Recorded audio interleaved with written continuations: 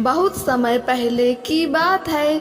हिमगिरी राज्य में एक वीर और बुद्धिमान राजकुमारी रहती थी जिसका नाम अद्दिका था। वह केवल सुंदर ही नहीं बल्कि शौर्य और बुद्धि में भी अद्वितीय थी।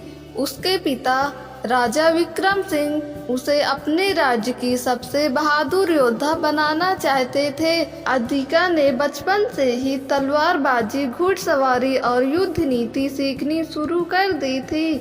वह अपने राज्य की रक्षा के लिए हर कठिनाई का सामना करने के लिए तैयार रहती थी। हिमगिरी राज्य समृद्ध और शांतिपूर्ण था, लेकिन एक दिन इसका सुख चैन छिन गया।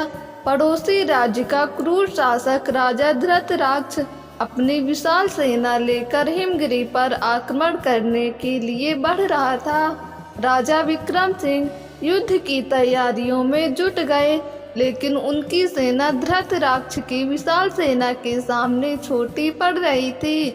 जब यह खबर अद्दिका को मिली तो उसने अपने पिता से युद्ध में शामिल होने की अनुमति मांगी।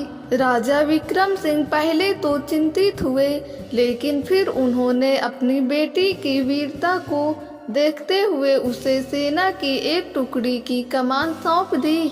अद्दिका जानती थी कि सीधा युद्ध लड़ना आत्मघाती हो सकता है, इसलिए उसने अपनी बुद्धिमत्ता से एक योजना बनाई।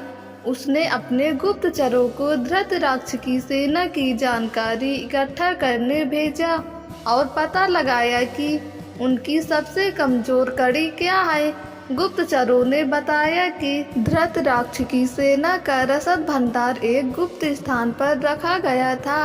अगर उसे नष्ट कर दिया जाए तो उनकी सेना कमजोर पड़ जाएगी। अद्दिका ने अपने विश्वसनीय सैनिकों के साथ रात के अंधेरे में उस भंडार पर धावा बोल दिया। उन्होंने रसद जला दी और शत्रु सेना की जल आपूर्ति रोक दी। इससे धृतराष्ट्र की सेना में हाहाकार मच गया।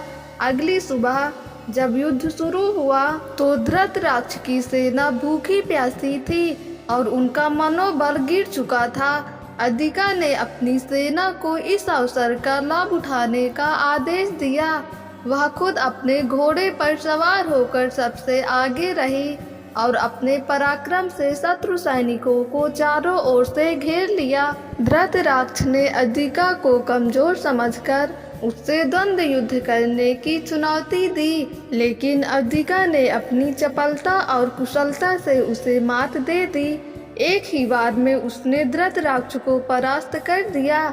उसके गिरते ही उसकी सेना भयभीत हो गई और युद्ध मैदान से भाग खड़ी हुई। हिमगिरी राज्य की इस शानदार जीत पर पूरे राज्य में जश्न मनाया गया। राजा विक्रम सिंह ने अपनी बेटी की वीरता को देखते हुए उसे महायोद्धा राजकुमारी की उपाधि दी। अद्दिका न केवल एक राजकुमारी थी बल्कि वह अपने राज्य की रक्षक भी बनी।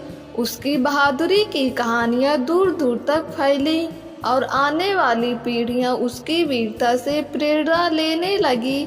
इस प्रकार बहादुर राजकुमारी अद्दिका ने यह साबित कर दिया कि सच्ची वीरता न तो किसी जाति न किसी लिंग की मोहताज होती है, बल्कि साहस, बुद्धिमत्ता और सच्चे संकल्प से ही हासिल की जाती है। दोस्तों, अगर आपको ये कहानी पसंद आई हो तो हमारे YouTube चैनल को सब्सक्राइब करके बेल आइकन को क्लिक कर दें ताकि वीडियो का नोटिफिकेशन सबसे पहले आप तक पहुँचे।